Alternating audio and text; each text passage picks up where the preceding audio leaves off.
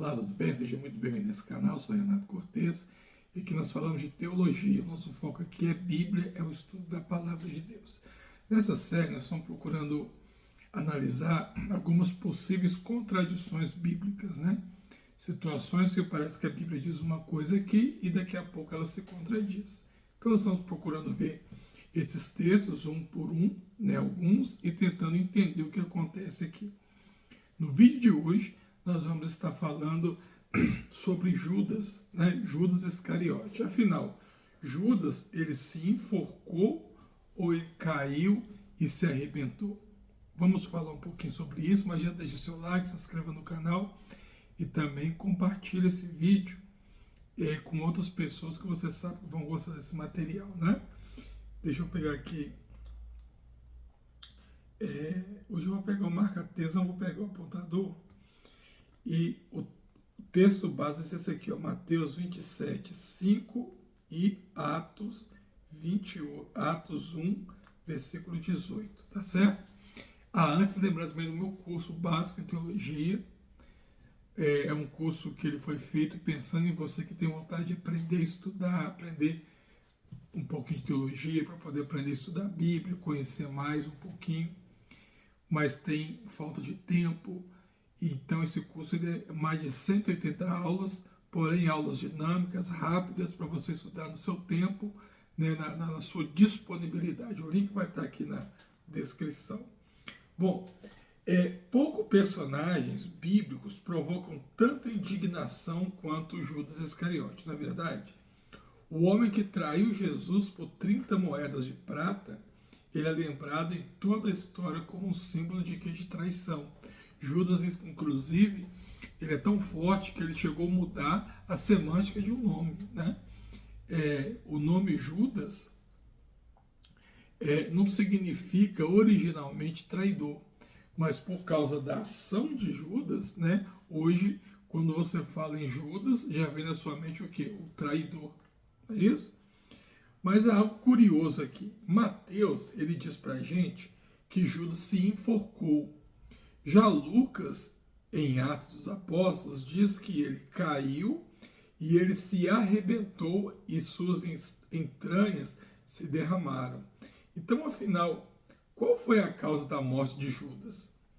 Teria a Bíblia se contradito em um relato tão dramático, né? Em um fato tão importante como esse?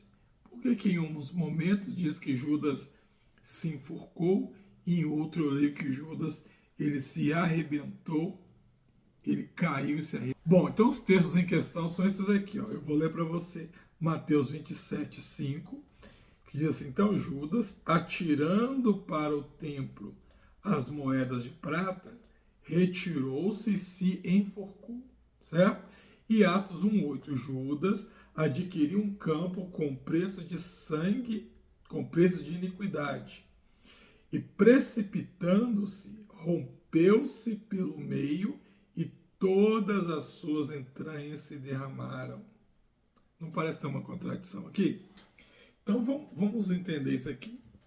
Será que aqui eu tenho uma contradição ou eu tenho um complemento, né?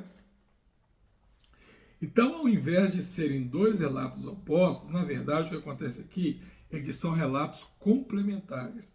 As duas passagens estão descrevendo o mesmo evento, só que em fases diferentes. Ou seja, eu não tenho aqui uma contradição.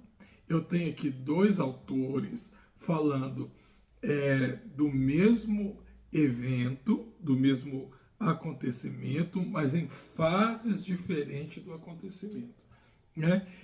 Em Mateus eu tenho ele contando numa fase anterior, né? Numa fase inicial, e em Atos eu tenho Lucas narrando o mesmo acontecimento em uma fase posterior ou numa fase final, certo?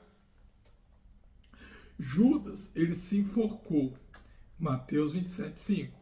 Algum tempo depois, o seu corpo caiu, possivelmente ao apodrecer ou com a corda se rompendo. E então se arrebentou ao cair, que você vai ver em Atos 1, 18, né? ele enforcou com uma corda. Essa corda, muito provavelmente, pode ter se rompido, né? Ou então o seu corpo apodrecido pode ter despencado dali. Ou então por algum outro fator, né? O fato é que eu tenho Mateus narrando que ele se enforcou, e depois eu vou ter Atos contando que ele caiu, ele se arrebentou do precipício. Então, vários fatores. Eu coloquei aqui dois, né, que são os mais prováveis, mas você pode ter vários. O galho da árvore pode ter quebrado, entende? Várias coisas podem ter acontecido, mas o que fica certo é que primeiro ele se enforca, depois o galho que ele está quebra ali, ou a corda, e ele cai no chão, cai ali naquele local, certo? Um não invalida o outro que não.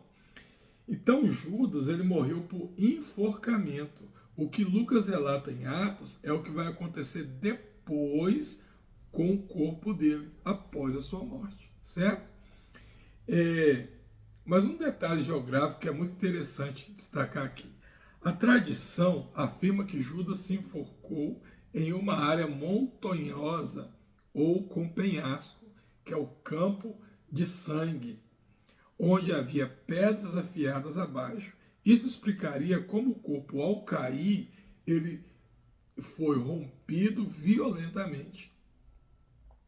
A outra questão também é a questão de ele comprou o campo, né? Então, Mateus diz que os sacerdotes compraram o campo com as 30 moedas. Atos diz que Judas adquiriu o campo com o preço da traição. O que acontece aqui? Olha só, Judas ele não comprou diretamente o campo, né?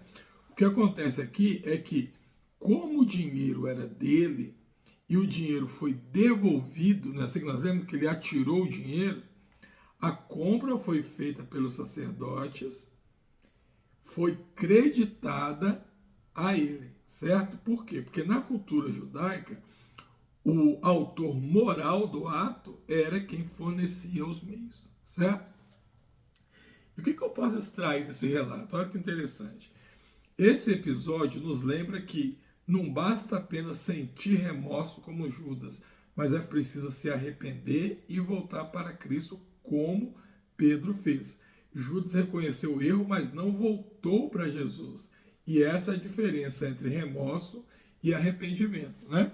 Judas reconheceu que estava errado, mas o orgulho, outros fatores podem entrar aí, mas nós podemos dizer que principalmente o orgulho é que impediu Judas de voltar a Jesus.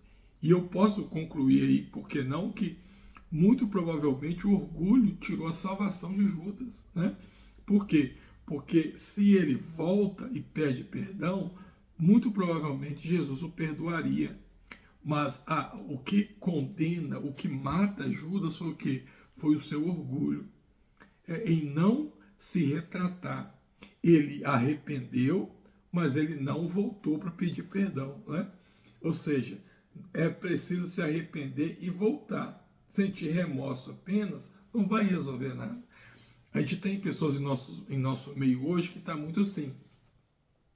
Às vezes a pessoa reconhece o erro, mas ela não tem o orgulho, muitas vezes, ou algum outro sentimento, não deixa aquela pessoa voltar para se desculpar, né? Então, reconhecer o erro é digno, mas o importante não é só reconhecer o erro. O mais importante é qual a sua atitude no momento que você reconhece o seu erro. Olha que interessante isso aqui. E para a gente fechar, a verdade está então na conjunção dos textos, né? A Bíblia não se contradiz nesse caso. Ela nos dá dois ângulos sobre a morte de Judas. Em um trágico fim que simboliza o preço ou seja, um trágico fim que simboliza o preço de uma decisão sem retorno. A palavra ela é fiel até em mostrar o que nos dói de ver, tá certo? Bom, esse foi o texto de hoje. tenho certeza que muitas pessoas já sabiam disso, mas eu tenho também certeza que muitas pessoas tinham dúvidas sobre isso aí. Então, eu espero que você tenha entendido, tá certo? Qualquer coisa, você volta o vídeo aí, que você vai conseguir entender. Deus te abençoe, fique com Deus e até nosso próximo encontro.